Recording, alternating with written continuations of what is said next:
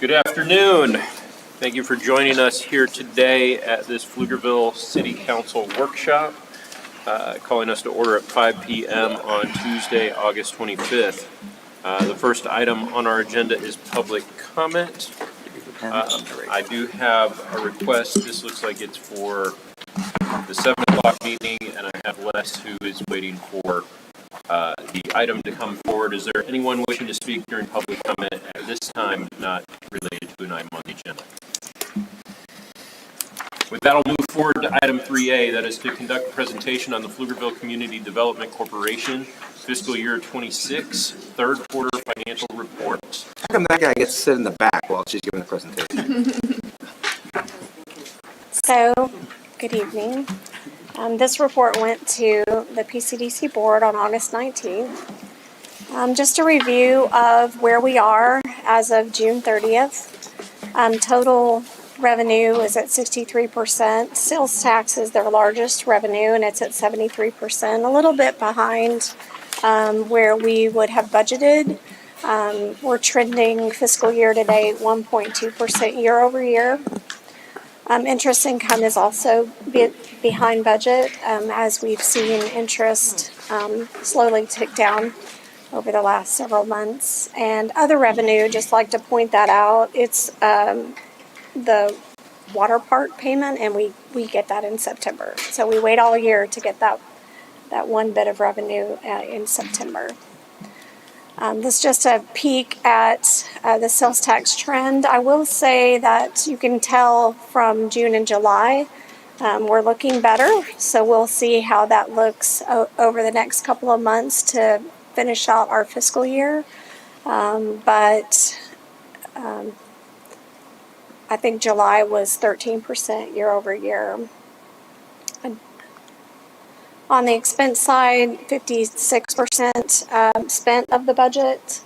Of personnel, 61%, operating 69%, development incentives are at 62%.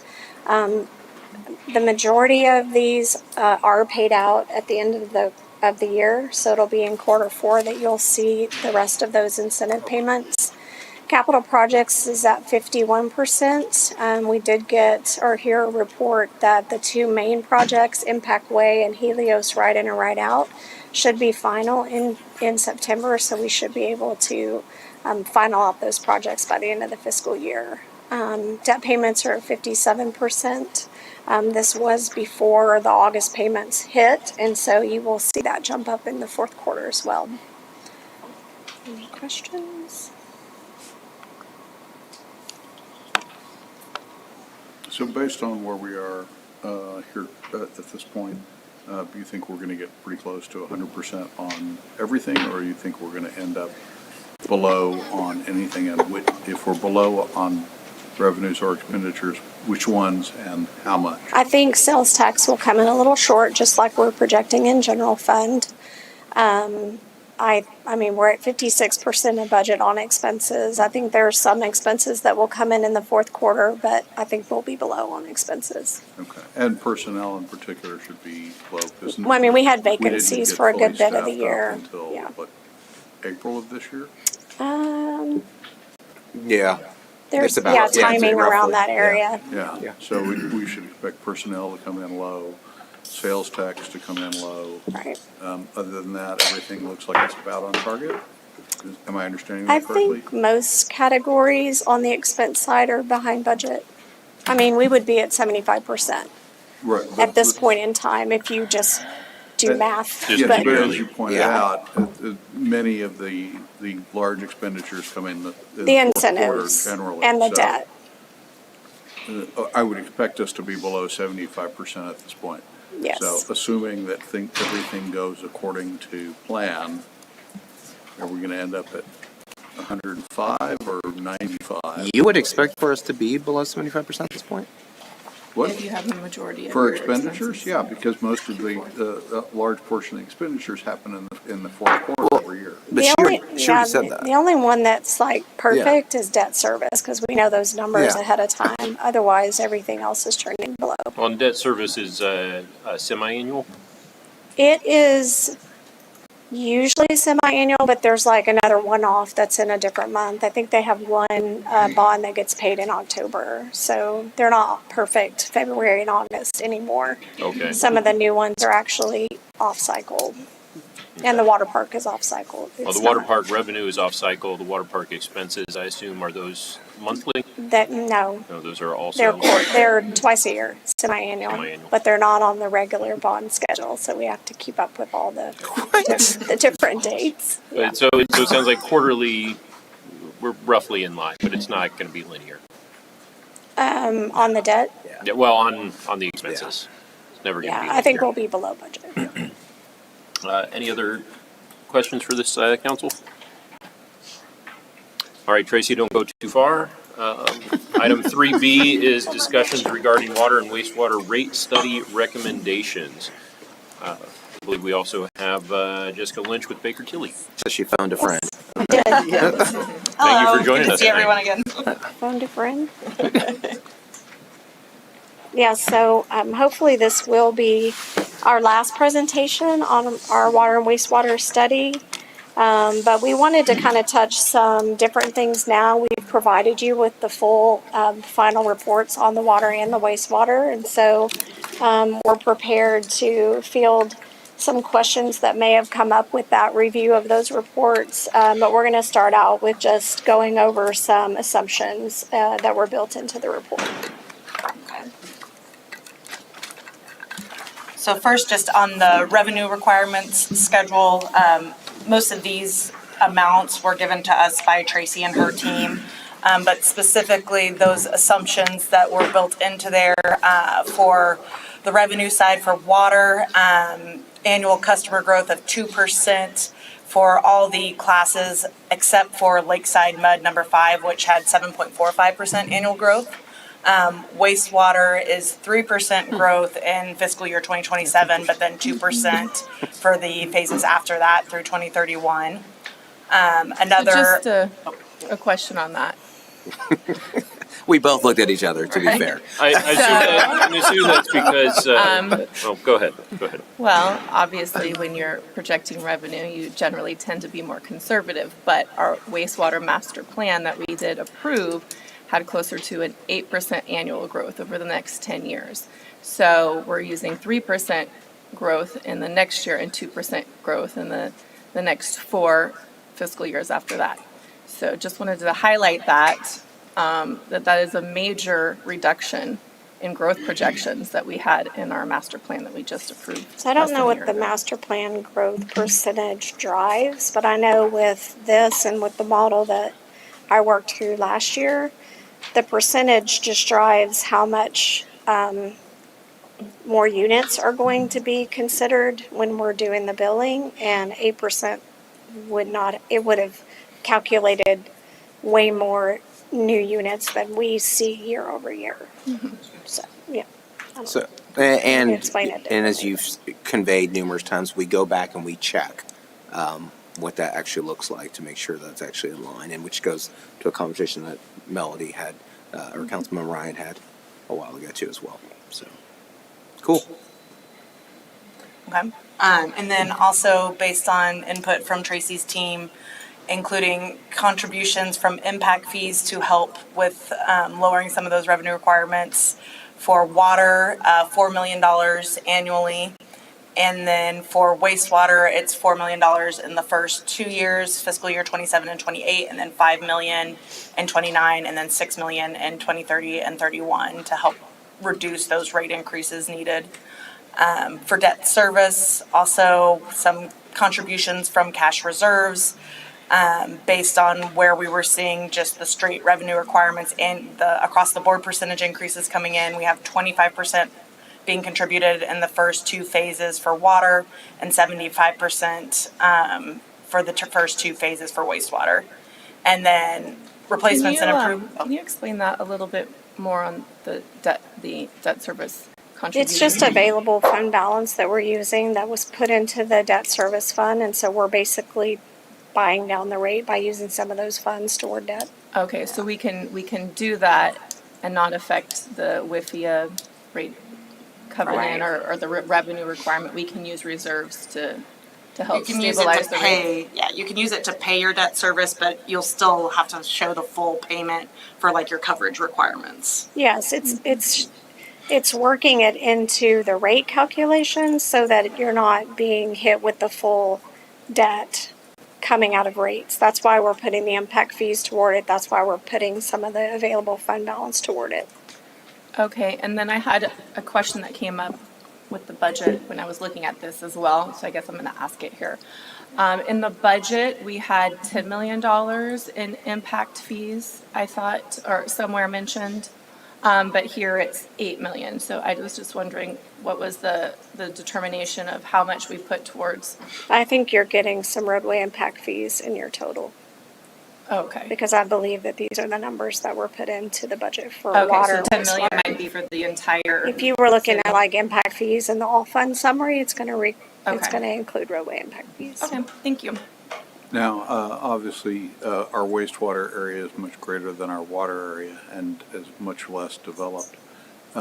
What is the basis for assuming the increase in the wastewater impact fees year over year? It's based on the out debt. years as opposed It's to based on the debt of those big projects. So I basically looked at the debt for like the wastewater treatment plant and how much we would be able to take from impact fees to go towards that debt. And so as that debt grew, that's why their contribution from the impact fees grew.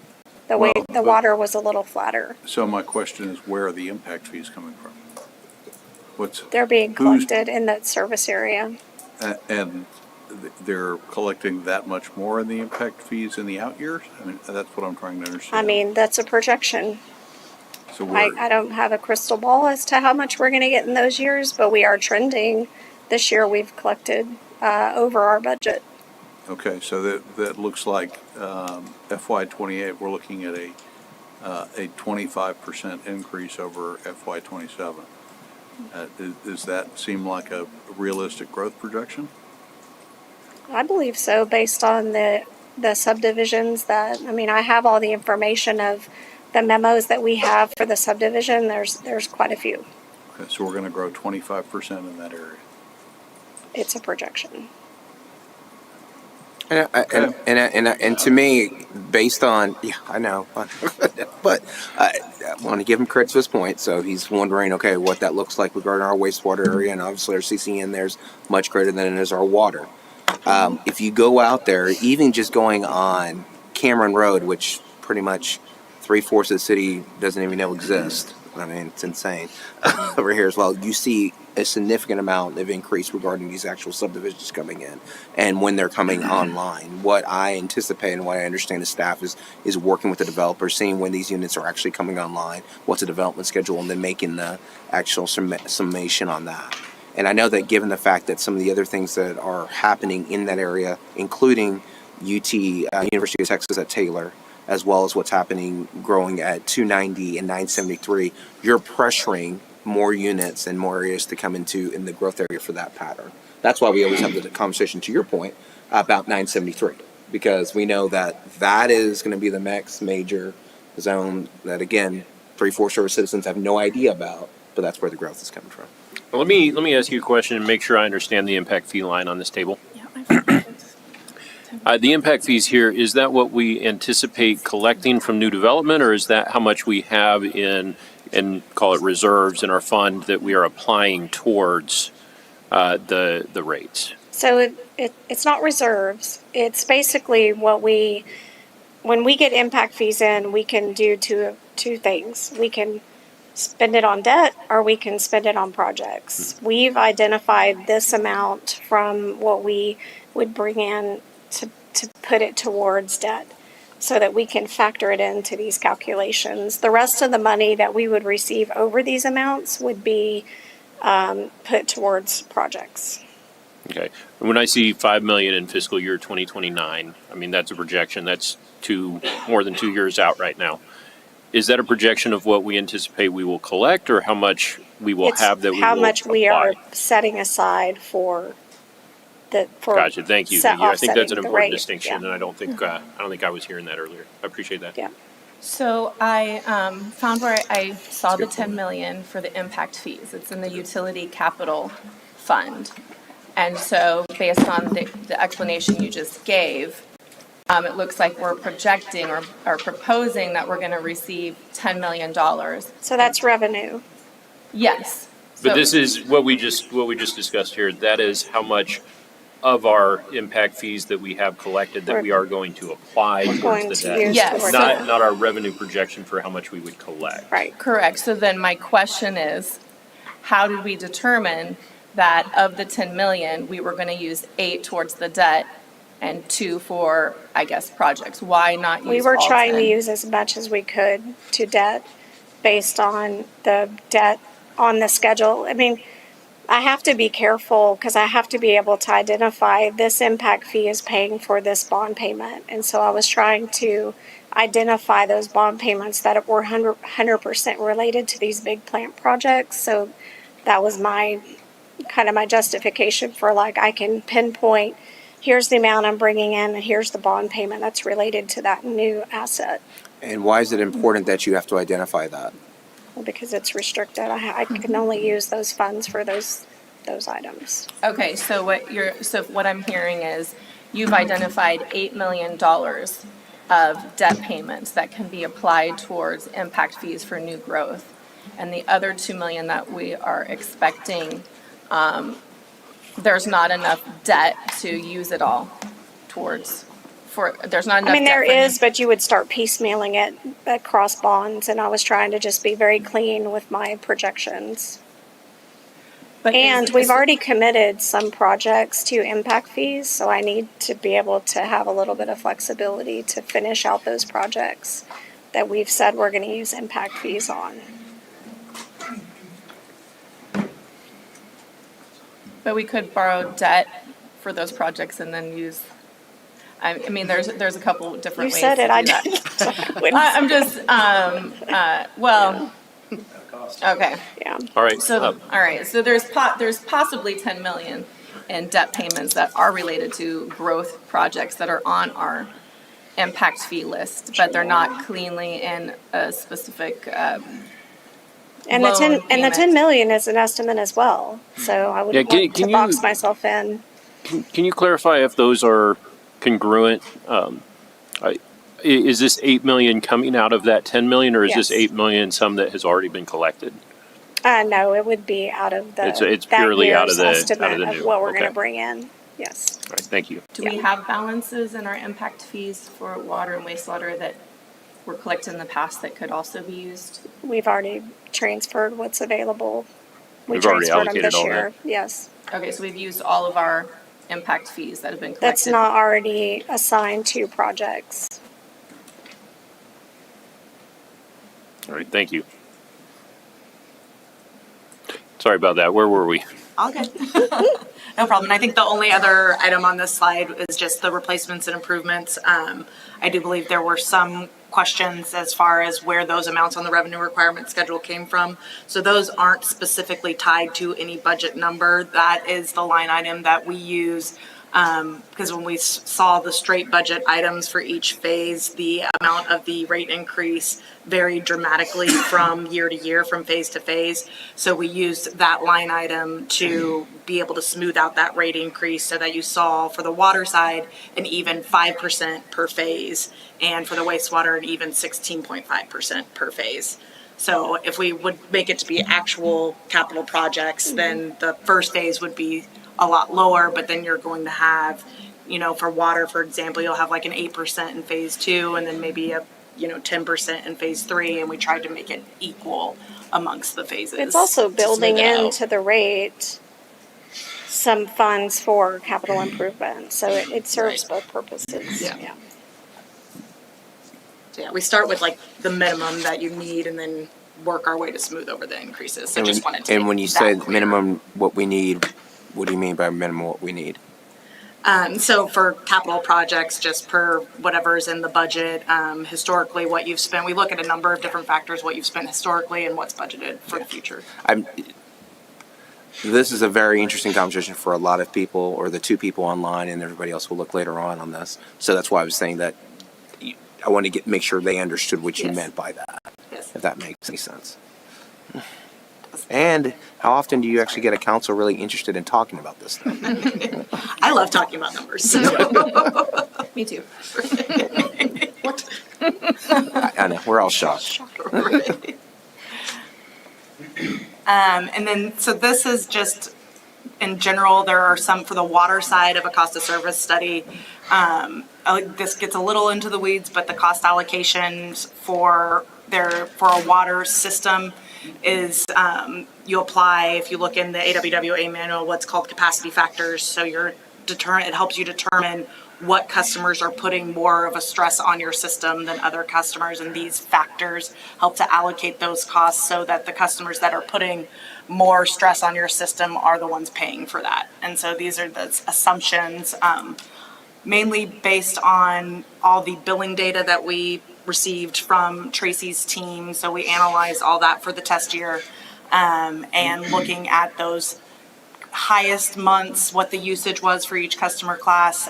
So in each of these customer classes, the ones we were able to adjust, we threw out the highest month because it was a significant outlier compared to the second highest and third highest month for residential and commercial. And then we compare that to the average so that you can see what goes into your flow and then who you need excess capacity for, because they're causing strain on the system from those peak demands. And then other things that go into that calculation for those factors are the days of water that is used per week and then the hours of water per day. And then just noting on here that because of the agreement the city has with Manville, we show what the costs to serve Manville are based on the cost of service allocation. However, that agreement specifies that their rate cannot change, and I think it's for 40 years. So there are customers that are subsidizing the costs for them, and so then we show in the report how that got allocated to the other classes. And then just for residential, from that allocation of Manville's revenue being below the costs it is to serve them, how that was allocated to the other customer classes based on input from management was to help reduce the impact to the residential customers. So more of that was allocated to the other customer classes and a smaller percentage was allocated to residential. So on that, because I was surprised when I saw that, has that subsidy been consistent in previous years, the way that it's being allocated, mostly to commercial and not to residential, or was the allocation in this year changed from how we did it before? So that I would, Yeah, we did not do the prior rate study. Right, So. Manville was built into the rate model. I don't know that there was a specific, I mean, we were running the model with all the information in it and then setting the rates to get us to a revenue requirement that we needed. I don't know that it was specifically allocated the way that Baker and Tilly did it, but. And without doing a cost of service study, you wouldn't necessarily see that that's how much they'd been subsidizing. So you'd have to go back and see the last time the city actually did a full cost of service study for allocating those costs to see what that subsidization was. So do you see this in other cost of service studies you do? We do a lot, especially in growing communities where the customer base is changing quite a bit, and haven't had one in years from when maybe their initial rate structure was outlined. So if it's been a long time since a cost of service study is done, we see a lot of that subsidization and trying to true up those rates so that the costs are being paid by the customers that are putting the biggest impact on the system. How recent of a trend is that? It varies from community to community, but we do see it very often. So how often would you recommend that a city updates their cost of service study? Every month. Is it like 5 years, 10 years? Yeah, I would say probably at least 5 years. If you're a growing community, especially, and you know that those customer class bases are the amount of customers in one class or another has changed significantly, then I would recommend doing it. Okay, so like if you see a large increase in multifamily, that might be A trigger to look at it again. Because So in that- here, yeah, to look at your rate multifamily design. is being classified as commercial. Yes. Thank you.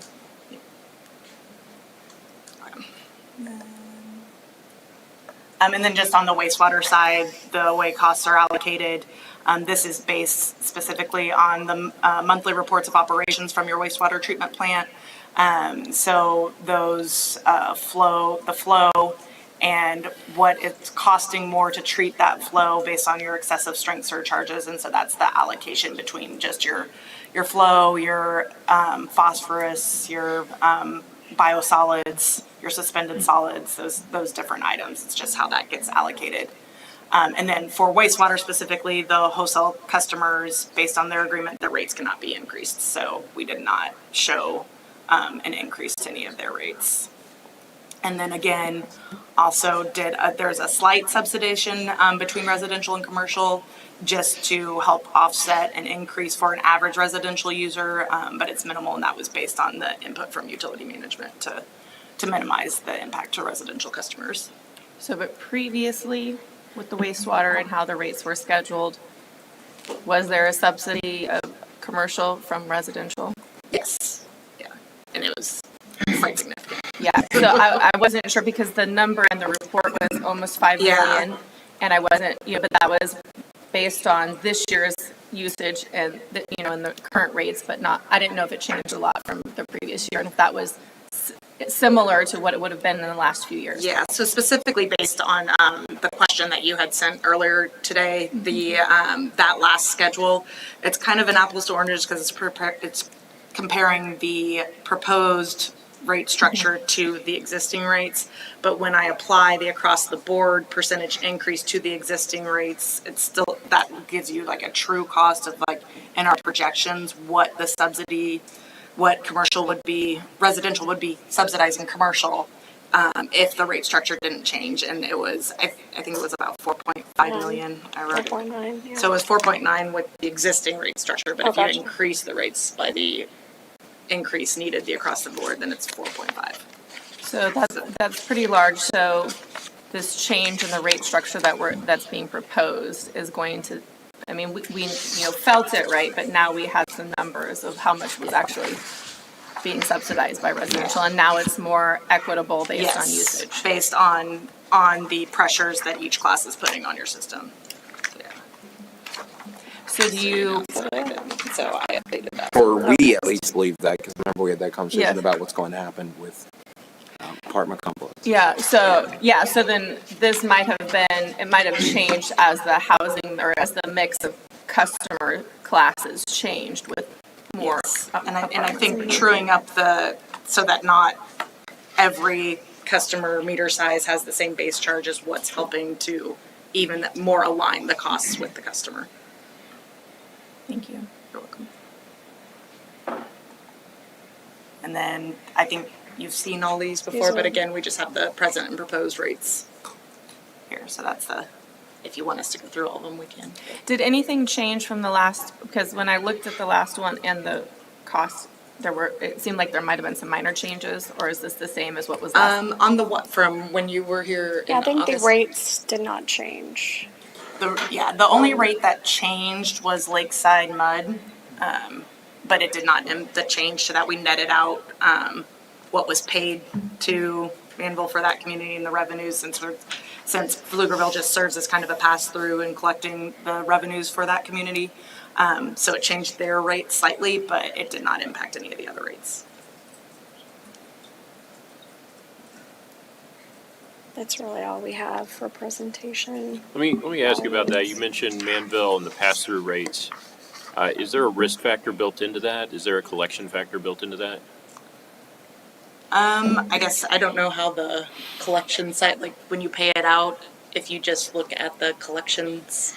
Are we paying out what we billed, or are we paying out what we were supposed to collect, or are we paying out what we Right, and actually so that collect? would be my question, if you just pay out what you actually It's a lot of collected, or options. if you pay out. Who's in charge what's supposed to be of collected, going yeah. after the folks who didn't pay their bill?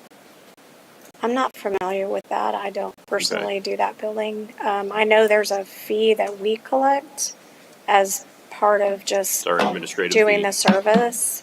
And my understanding is the rest of it is a pass-through. So Okay. we're able to keep the portion that's in the agreement for us. Okay. that's encouraging. So these have been communicated out per the informal direction I received at our last meeting. So residents are aware, they're on notice of these changes. So if there's, I did have a couple other questions that I sent in the email that I don't think we've covered. In the water cost of service, the net revenue requirements were different than what is in our budget. So it was like 37.5 million, but our budget is 35. So but the wastewater matched exactly. So I wasn't sure the reason. Well, I mean, obviously it's better.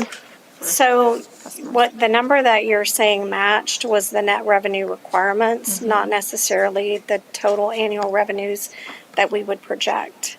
So when you look at the water, the 35.7 is the total revenue that this is generating, that this rate study is generating. So we're already projecting that we're going to be under collected. So the 35.7 is what we put in the budget or close to it, because there's a difference between what the rates will collect and what wholesale will collect. On the wastewater side, I mean, I did use a judgment. If I would have put the 22.4 that's in this study, we would have been going backwards a couple of million. So I kind of made the assumption that we might be able to make up some of this gain between the total revenue requirement and the total annual revenues. It's still a budget. You know, we may not make it to the 26.1, but that was kind of my justification for not going all the way back down to the 22.4. I mean, we're even projecting, I think, 26 this year. I thought the net revenue requirements was what was being used. It's the as bottom a- one, not the top one. It's the bottom number, the Yeah. total revenues available. Okay. I thought that was the one we had to use, or that was being used as saying, this is what we need to, well, I guess from the net revenue requirement. So I thought that's what we were required. But they're to- phasing it in, so they're not assuming that in year one, we're gonna collect everything we need. They're phasing that in over 5 years. I think on the water side, because of the way we use the replacements and improvements to help smooth out those rate increases, we increased the replacements and improvements line item, so that's why it's at the 37 million rather than 35 million, so that we could do the annual 5% per year instead of only having 2% in phase one and 8% in phase two. Okay. That makes sense. Well, because that was one of my questions was, what is this? 'Cause I Yeah, can't so tie it to that's the why budget. it was the goal of phasing those increases, Okay. or making those increases So we're equal. phasing it in the study, but we're not actually collecting higher revenue for that in our budget. You'll collect higher revenue, but you'll set it aside to be used for future years. Okay. It'll offset those And then, increases needed. I was unsure of how, like, the terminology of what was used in this study and how it related to our budget with franchise fee expense and transfer to general fund. And so I was trying to add them up and compare them to the budget to see if I could understand how this is flowing to our budget. The transfer to general fund is the same. The franchise fee was a little more in the study than what we actually put in the fiscal 27 budget. Because the revenue requirement that they were fed to do the study off of was the fiscal 26 budget. And the fiscal 26 budget franchise fee was higher. It was at like 2.7. That's what these numbers are based on. But as we were trying to balance the budget, we were trying to reduce that franchise fee a little bit.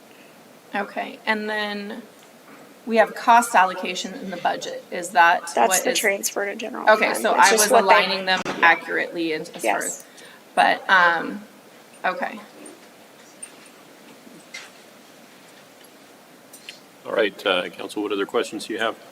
I was going to ask the exact same ones that Melody's been talking about. Yeah, I know, she took mine too. Same questions. So, You're like just going on like, So James, I do have one question for you. So the way we adopt these rates is through the budget process, and you go into effect October 1st with the with our annual budget. Is that accurate? Yep, your master fee schedule is a part of your budget. All right. And it will come back as a separate ordinance, and it'll have 2 readings. All right. And that ordinance will be the master fee ordinance or? Yes. Master fee schedule. Perfect. So I did have another question on the rate coverage with the WIFIA requirement and the 125% and what we need to collect. Like that. Because some of the calculations in there were different than what I was understanding how the calculation worked with talking with staff previously, which is always why I like to see it in the numbers and not just describe it. But so in there, it looks like the revenue requirements in this plan are higher than what we need for the rate coverage for WIFIA, because we're at 137% or 148%, which is higher than what we need for 125%. So, so that I'm just wondering, is that an opportunity to have rate relief if this is higher than what we need for the debt? But yes, please go ahead. I was gonna say, well, just because for the 2026 WIFIA T3, since that debt service isn't actually known yet, we did build in some cushion to allow some flexibility with that, for those coverages, but then also, the function of, again, fluctuating that replacements and improvements number to smooth out the rate increases is what's gonna make those coverage percentages be higher than what's actually required, because you're smoothing it out over the different years instead of having just what you needed phase 1, phase 2, and phase 3. So it'll vary from year to year. They're also not apples and apples, because when you're trying to calculate your revenue requirement, you're looking at different factors. And then when you're trying to take those numbers and just do the calculation to make sure you're covered on your debt coverage, those are 2 separate calculations. So if we were to reduce the rates and reduce the revenue, then we're not meeting our revenue requirements on the other page. I mean, they're just not comparable sometimes. They both have to be calculated, but they do run separately as far as, what you're doing on the revenue requirement is different than what you're doing for the debt coverage. Yeah. At least we are exceeding our debt coverage, which is good news. So yeah, you run the risk if you take just looking at that coverage calculation and think that you can reduce your, the $1 million, you may not be meeting all your revenue requirements, Okay. even though you're meeting that coverage. So using percentage. funds from fund balance, like we're going to be using 2.7 or 2.3 somewhere from fund balance towards that. Does that get calculated in the rate coverage, or does that get calculated in the revenue? Or So your coverage calculation is specifically what you've earned in that year. So you can't use cash reserves towards calculating that rate coverage, Right. or that for debt the- service coverage. The debt service for the 125%. Correct, yeah, Correct. But you can use it for your revenue requirement. correct. And we have. Clear as mud. So Right. Thank you. There are a lot of moving pieces. yes, thank They're you. all intermixed. Okay, I have a better understanding now. Thank you. You're All welcome. right. Thank you, council. Any other questions? Appreciate it, Ms. Lynch. Thank you for being here and for that detailed explanation. I'm gonna, and of course, Tracy, always glad to hear finances from you. It seems like we're always doing better when you're up here. That'll take us to item 3C. This is discussion regarding a resolution of the City of Pflugerville, Texas, adopting standards for secure, accountable, fair, and explainable technology use, directing the implementation, and providing an effective date. I think we've got some language from our regular agenda item on there. This is discussion during the work session. James, you want to kick us off? Yeah, I just want to explain the documents you have in front of you. You have 2 versions. The one with the draft watermark is the one that was attached to the agenda as drafted by Councilmember Kaufman. The other version is a revised version prepared by Councilmember Mateer. Yeah, and let me explain. So, I want to thank Jonathan early on, specifically came to me talking about this idea and this policy and what we're working on. We talked about how staff was looking at these things as a whole, in their totality. What should we do? How should we look at? This gave me like a good opportunity to go ahead and do so. Jonathan then went to start talking to David, Councilman Rogers, about it. And as we've heard from Mayor Pro Tem Kimberly numerous times, I get a little nervous about when all of us are all discussing, everything else happened from that as well. So I stepped back. They worked on their version. The version has the draft on it. It also has a good summary as well with that as well. And then I asked our attorney Mike to send me what their draft was. And then based on what their draft was, I created a draft where I saw, okay, listen, there's some things where, okay, we need some clarity, or some other aspects, in my opinion, some of the things that we add on, some things that, help buttress what they're getting at right there. And so the policy that you see from me is about 18 pages, but which covers You want us the. to read it now? Yeah, I know, right? Which I expect each and every one of you to sit right here. And vote on immediately afterwards. Yeah.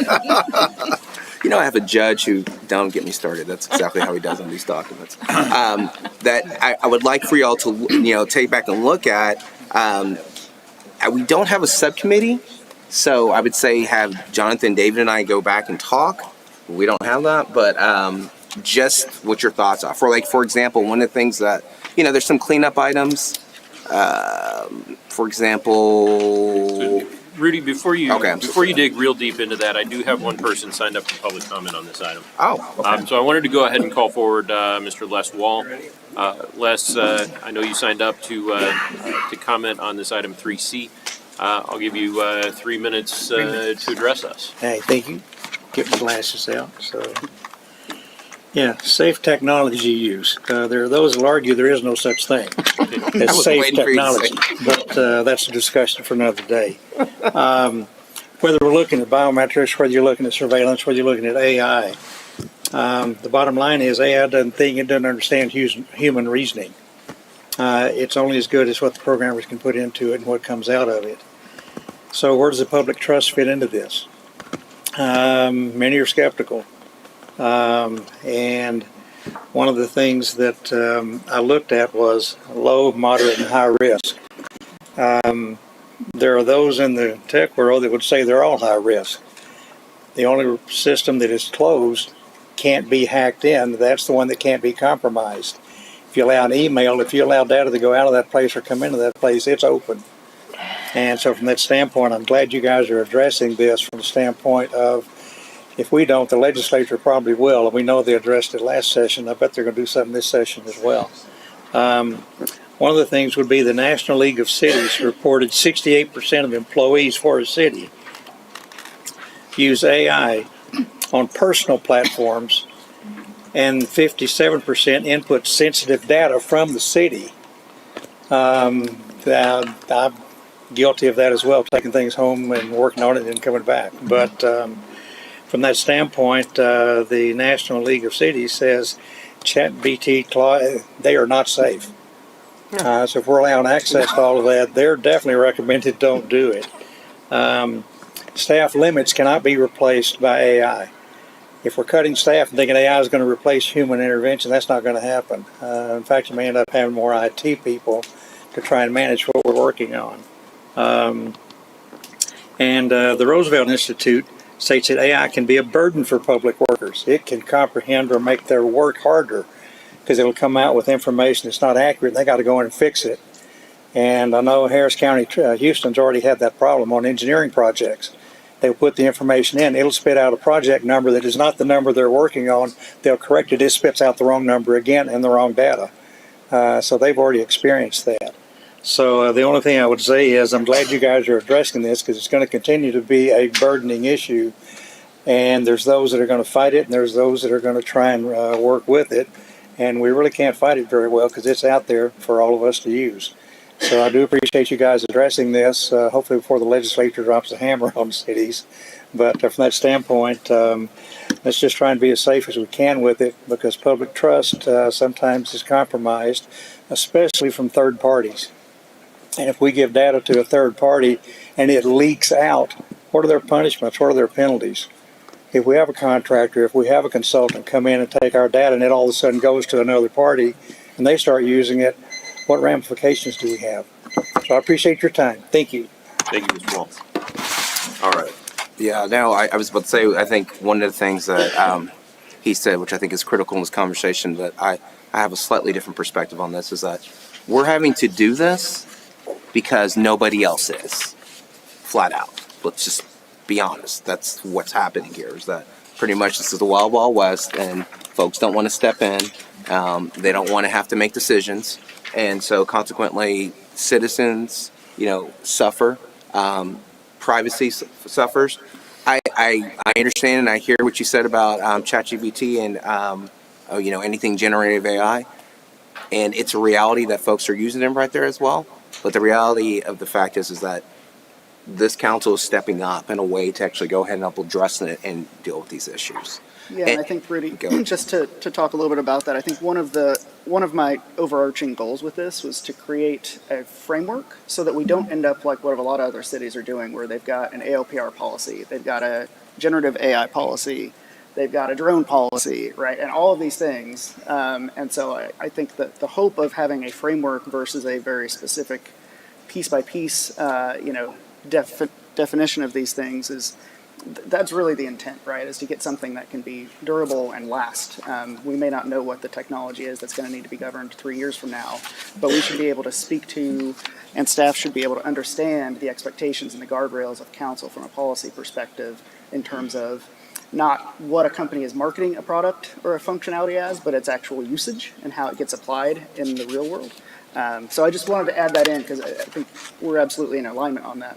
And to that point, that's one of the reasons why, if you look at my document, for example, if you look at section 2, the definition, you see me specifically denote the difference between AI systems and generative AI, because those two things aren't necessarily the same. And you see what I articulated regarding what covered systems are. That means that works for that as well. Some of the things, for example, consequential decision making, change some verbiage over there as well. I added meaningful human reviews. These are things that I've looked at regarding what I'm advising our clients are. So in the private, David, I'm sure you're doing the same thing. Your clients will be like, hey, listen, these are things that you want in your policies to work for that. The question becomes ultimately is that what's adaptable, and this is why we have a great attorney like Mike who can tell us, okay, and James is our city manager, what makes sense, what's adaptable for a public entity as opposed to a private entity right there as well. But I think that having that flexibility, as you're talking about, that malleability to work, to make sure that we have a system in place that works out, that's great. My biggest concern has been and continues to be that not only what Jonathan said about what folks, the nice, shiny new car or whatever the heck folks are advertising for folks to grab in from that, but the reality of the situation is that how do we go ahead and address this in an area where no one's really addressing it? Like, it's just so ultimately we come up with a policy and some ideas right there. Someone thinks they have a great idea on it, and then how many times have we sat on this dice over the years where you have something from the legislature or from the federal government that has serious unintended consequences in what they're doing from there as well. So we know enough for what we deal with our cities and how they adapt that and move that forward. I do want to say that one of the things I want to appreciate Mike for is that I did look at the city of Arlington, and I thought that was a very interesting policy and how they did with some things. So I try to adapt some of those aspects too in there. Do you have a red line version? I do, and what I can do is send the red line version. Yeah, I think that just skimming over it, what's actually kind of funny is that probably about a month ago when our city attorney and city manager and I started working on the draft that I sent over, I think mine was 19 or 20 pages long. And over the course of the last 30 days or so, as we've been talking about enforceability and how to actually operationalize a policy like this, we was able to sort of simplify it and trim it down, mostly by things that you are added into yours. So I don't disagree, but there's a balance there that I think we're going to have to strike of having everything truly defined out to the letter, which I love and appreciate, but I've also had the conversations around how do we get this entire organization or organism to understand and fully grok, what's expected. So one of the things you'll notice in here is that it's less prescriptive regarding the flexibility for city manager and city staff. because one of the things is that I don't want to be too prescriptive on what you're actually going and working for. But anything that's actually, citizen facing, citizen data, I mean, that's a line and that's a wall. And so what do we do? What procedures, what other aspects do we put on So that? Rudy, for is that? there anything, I mean, I really agree with Councilman Kaufman's assertion that, he's consolidated it quite a bit, and I know, I appreciate all the work you did. Is there anything in your version that you really feel it needs to be in Jonathan's version? So, a lot. Other than attorney wording, other than hyphens and everything else. Yeah. So, for example, vendor data use, right? Like, what do we have specifically on there for any vendors that we got? Agentic AI. What can it be used to send or go in and contact information? What can generative AI be utilized for employees? But are those things that we really need now, or are they things that we could add as we're moving forward and it's a work in progress? I would say that these are things that I think you know me well enough, and I've been doing this long enough where it's everything that I've been advising. This is probably going about this has been an issue for about 3.5 years. And actually, I want to give credit. She's not here right now. Mimi Stiles, years ago, we had a conversation and we started talking about, and let me tell you what the impetus for me was that I know all too well in the legal profession that cross-racial identification is a real issue. That is a significant issue that happens across the board in a variety of different aspects. When I started to realize kind of what Les said is regarding the fact that we're training AI models and AI systems on flawed data. And if we're having the flaws in those data, in the specific data itself, then what we're inputting, garbage in, garbage out. Yeah. So over the last, what you're going to see, Caesar, is that this is developed over 2026? 3.5 years? Mm-hmm. This is me working through with clients, going through information, CLEs, everything else. These are the things I'm saying, okay, this is what I think needs to be the rock bed in here with that. I mean, what I'd like to do is that if possible is to go back with Jonathan and go back with David and have a conversation for that. But we've got to decide that as a council because we don't have a subcommittee on this. Right. Well, let me say, first of all, I want to thank Jonathan for doing the heavy lifting on this. The first draft is always the hardest draft, and he put a lot out there. One of the things that I looked for specifically in your version, Rudy, because Jonathan and I had talked about it as something that is actually missing and that we think needed to be added was an audit feature. I know you have one paragraph where you speak to audits, but I think we might want to strengthen that. I think you're right. There are a few areas where Jonathan and I want to make. I think we've agreed on some additional edits, and some that we're not 100% on board with. And we want to talk about those, I think, in some detail. But I hear where Councilman Ruiz is coming from. Let's get something in place, and then we can tweak it later.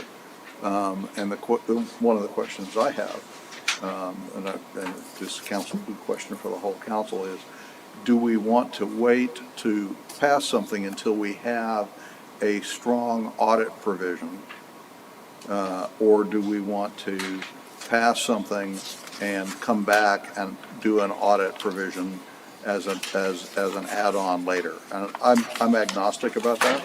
I think we can do it either way. But I think that the auditing of the system, one of the things that has come out recently is that a very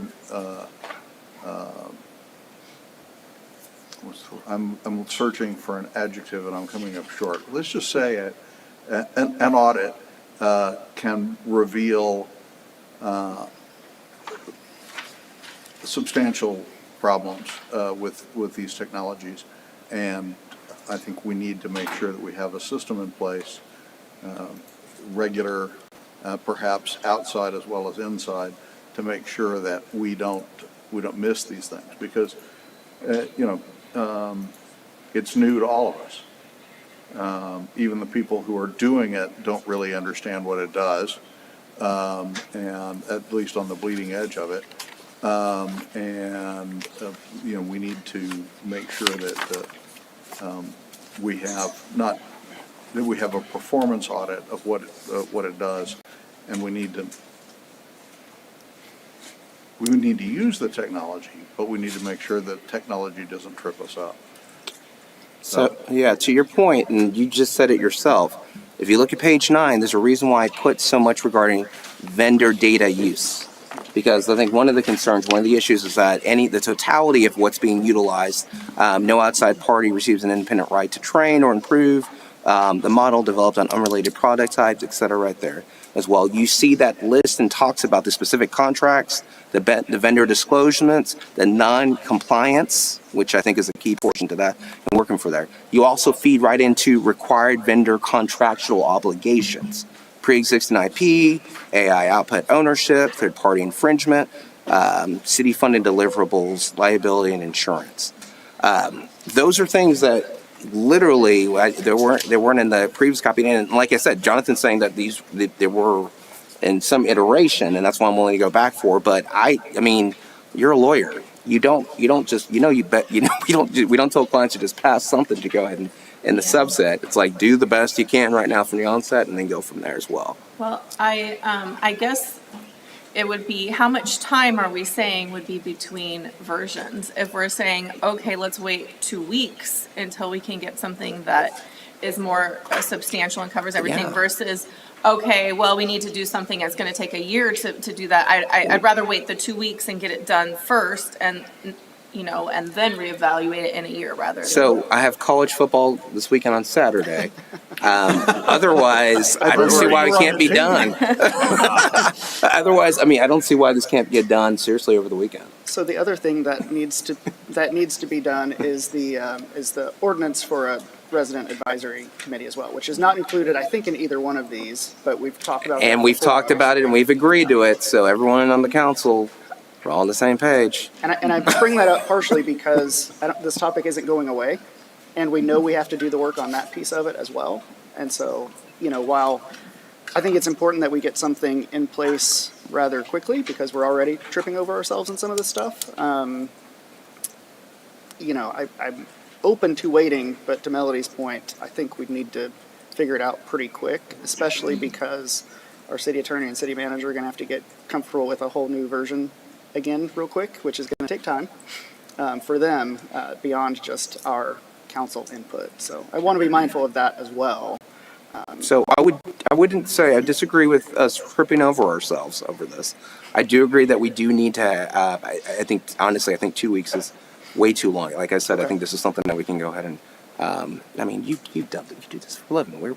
We should be able to go ahead and get this done and knocked out. We can't get it approved until Yeah. the next meeting. Well, and I want to be clear with that. We want to get it drafted, but we need the professional review of our attorney and our city manager to ensure that any changes are in fact implementable.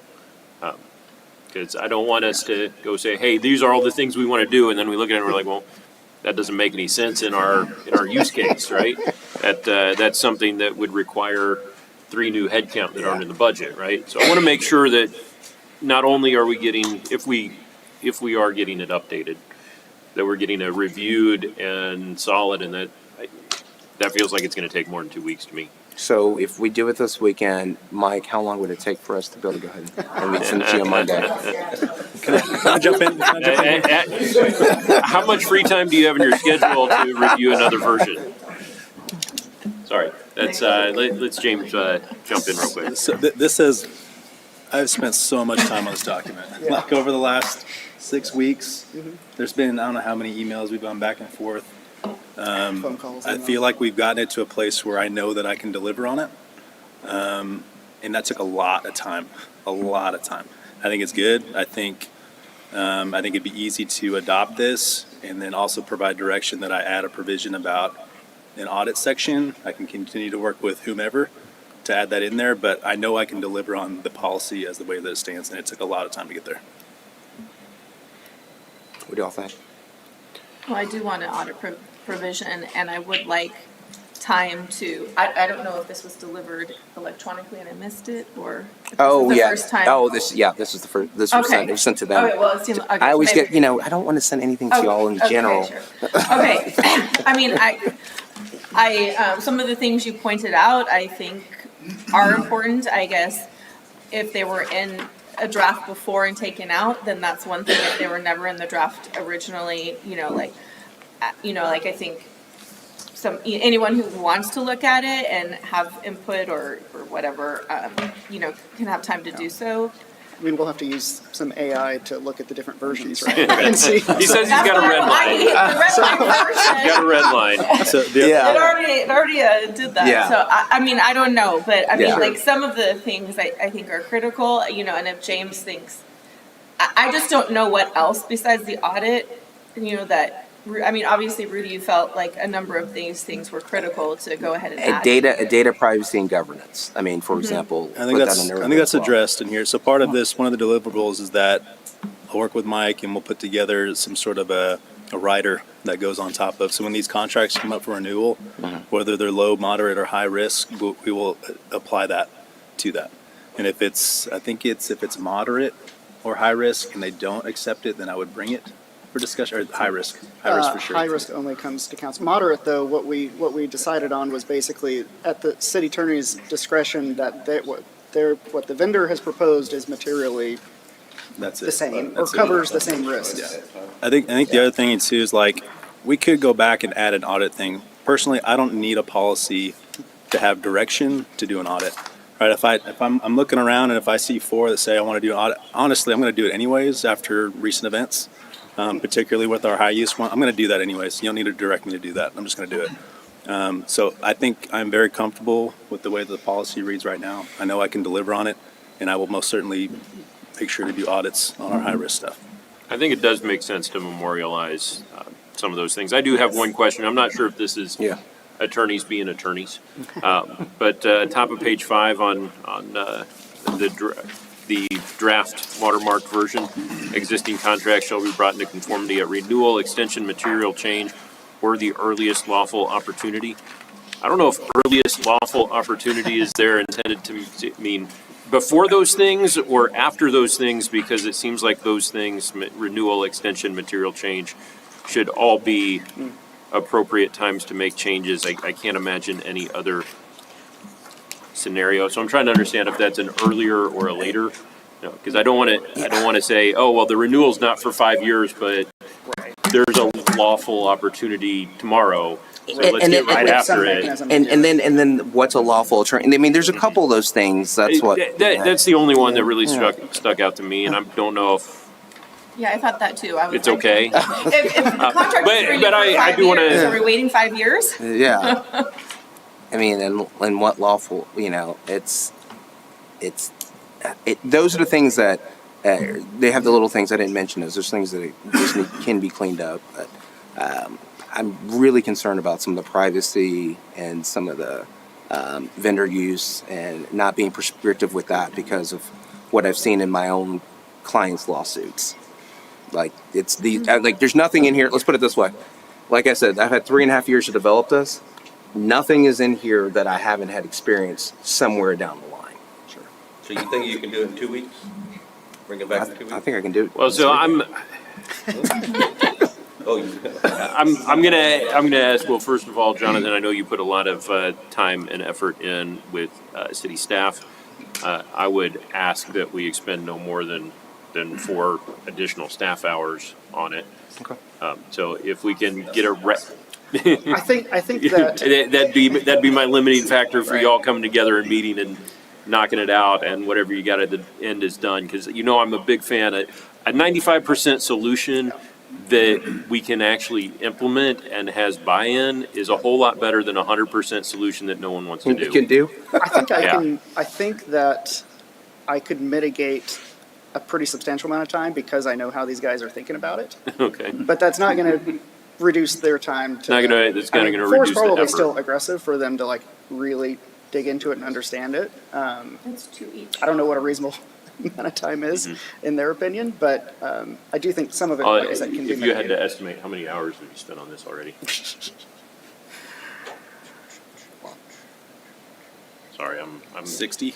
I've been in consulting, so I mean, I'd say that it's probably been, I've probably sat down no less than 10 times and spent a couple hours on it. okay. Yeah, we're at a substantial amount of staff investment already. Mike, I assume you're probably in that range as well. So That was a yes? Yes, I'm sorry. Yes, sir. Yeah. Just for the, I'm trying to read the room. for the city secretary. For the court reporter. Yeah. So I So really don't want us to take a huge step back, and then our staff has a lot of work to get done. We've got a lot of demands on their time. I don't think anything in here undercuts what it is. I think what it is buttresses or adds more concrete enforcement on some of these things. And I think that's what keys that. And then like some parts that, like I said, that I'm telling y'all this, like it causes me heartache. Like the suspension and termination clause put in there. Like, I mean, these are things where I've seen bad stuff. Like we also have our contract. If your contract isn't written well to cover you, then. Well, yeah, and I mean, but it goes. Is this a discussion, Rudy, on our standard template for contracts? Boy, because I know we've got a standard template for PSAs and a standard template for construction, right? I don't know, Mike, what other templates we have, but it sounds like a lot of what I see in there is something that we may just need to adopt as a standard contract template.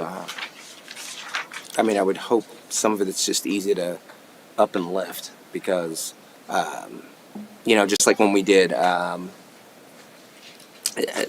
we changed the definition regarding act of God after the pandemic.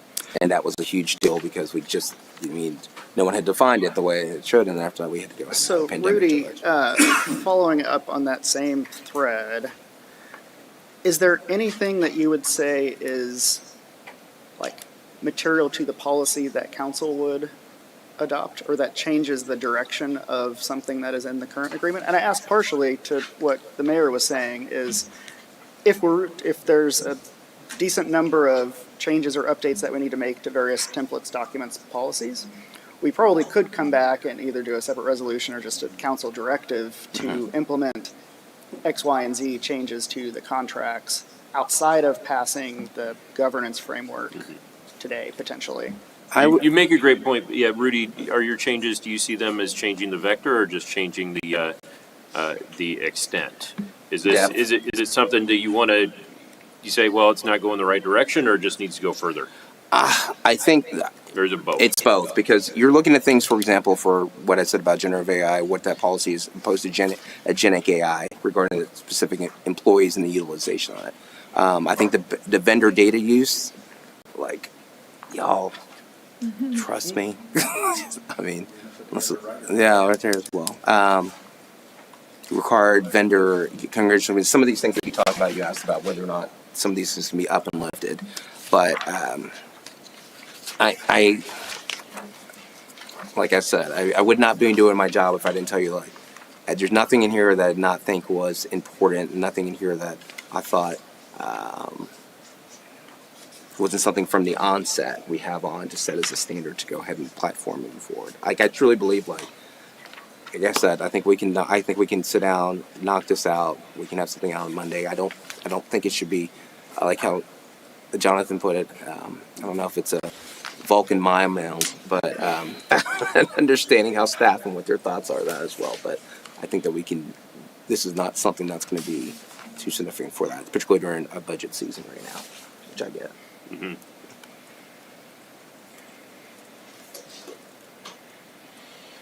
Well, was it everyone's expectations that we were going to see this for the first time and approve it? I'm seeing it for the first time, so I can say I didn't have that expectation. I mean, like this draft, because it wasn't. Oh, the draft I Yeah, because it proposed. wasn't included in the agenda last time, and then when I asked about it, there was the desire to. Oh, the mayor did put it on the regular agenda as well, if we, Yes, so, and Yeah, this was included in the this packet, time, right? and that was in the packet. Yeah, Yeah, and but I'm Rudy's just draft saying. It's brand new. Yeah, Rudy's draft is brand new. I'm just saying this, 2 weeks ago, I didn't see Jonathan's draft, so this is new in the last few days. Yeah, well, I mean, we were still working on it 2 weeks ago, frankly. Yes, Yeah, that's but why it was that's postponed. my to point. make But sure it was in the packet. My- For this So meeting. it was in the council package. What she, Yes. what It is on the regular agenda this evening. It sounds like we'll have I some speak time for to you. marinate on that over the next little bit. I'm not sure I have clear consensus yet, but we'll see what we get in the regular agenda if we're passing it tonight or if we're postponing it to have some more folks take a pass at it. what were you trying to say? Well, some of the discussion sounds like it was an expectation that we were going to read this for this meeting and approve it tonight and not have any changes. And I'm just wondering if that's a realistic expectation. Like, I would have expected that we would have conversations and that we would have something to That's change what- it and that it would possibly make sense to bring back in 2 weeks. So coming back in 2 weeks is not outside of my expectations of what we were going to have and discussing a policy, especially of That's this fine. magnitude, which we have been discussing for months, right? And so I understand the time that's been spent and I appreciate everyone's time. And obviously we want to finish it, put a bow on it and be done. But I think if Rudy has real concerns and the number of things he's pointed out, like I agree, these are things that I've seen in the business, like my clients too, that these are critical. And if they can get together and understand, what the changes are, what's been talked about before, and come back in 2 weeks, then I think that's the best thing to do. Now, did you have any specific recommendations? Me, no, because I didn't, I'm reading this, I'm like, everything sounds great, but this is not my area of expertise, which is why I'm glad other people on council have this area of expertise. Absolutely, absolutely. I'm fine with doing it either way. We could pass it and then come back and add the items that Rudy thinks are essential later, or we can try to tie it all up at once. If we're going to tie it all up at once, there's no way we can get that done tonight.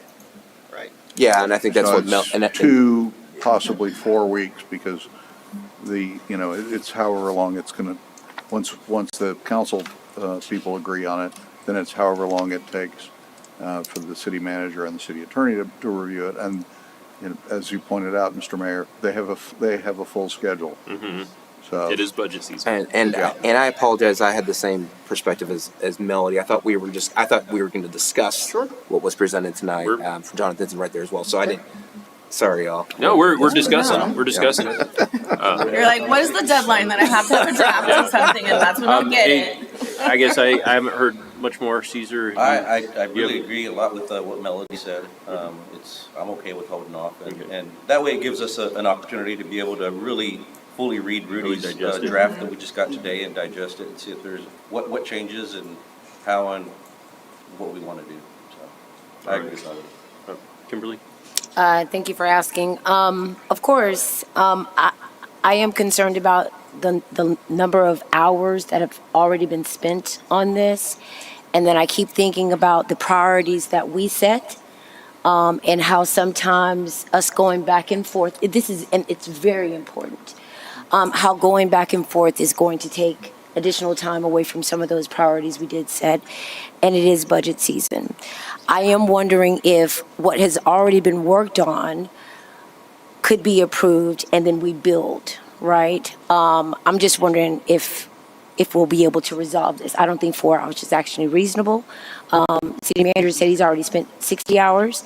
The city manager has said city attorney is about the same. So I just want to be very realistic about the time that it's going to take for us to create the document that satisfies both. And I know you were working on it, and I was just sitting here wondering why another one was created. Oh, because I didn't want to review. Oh, maybe I didn't say it from the beginning. Once you started working with David, I did not want to have to worry about any quorum issues or anything like that. So I was like, let me just wait, get whatever the final version is, and there's I'll go ahead and give my thoughts on the final version. I mean, and for the public, that's one of our big issues. And I know Kim brought it up a couple of weeks ago. If you don't hear from us on things, it's because we worry about getting sued. Just to be flat out to tell you right there accordingly. And so we've got to be careful about how if we're discussing in the public, And we're having these conversations because we don't want people to come back and say, Explain "Look to what them you why done we behind would be sued, Rudy. Did they remove the prison penalty? We have. That is more true. like- That is true. We could actually go to jail too, as well. Open meetings. Open- Act. Violation of the Open Open Meetings Act. Open Meetings Act's a real thing, and so we are very cognizant of, very aware of it. So that's why you don't. We're very particular about how we operate and work. All right. Great point. Any other comments on this item at this point? It is on our regular agenda. All right, at this time, I'm going to take us to item 3D. We're going to retire to executive session on this one. This is deliberation regarding real property and economic development negotiations pursuant to section 551.087 of the Texas Government Code related to Project Opera. The time is 6:15. We're in executive session.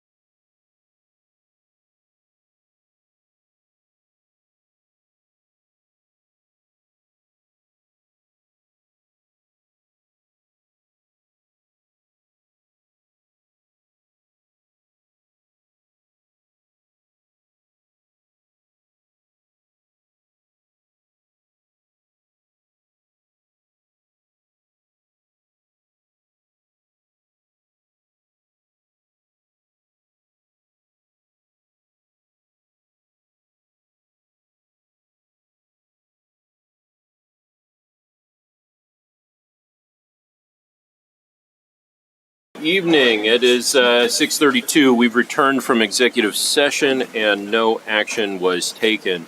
That concludes the items on our work session agenda. For those of you here in anticipation of a regular agenda, if you are wishing to speak, make sure you fill out a form at the back of the room. It does have a checkbox that says whether or not you wish to speak or just register your position, and there is a box for support and opposed as well. Make sure you fill that out. And we will see you at 7 o'clock. At this point, we're adjourned from work session. Hey, Doug.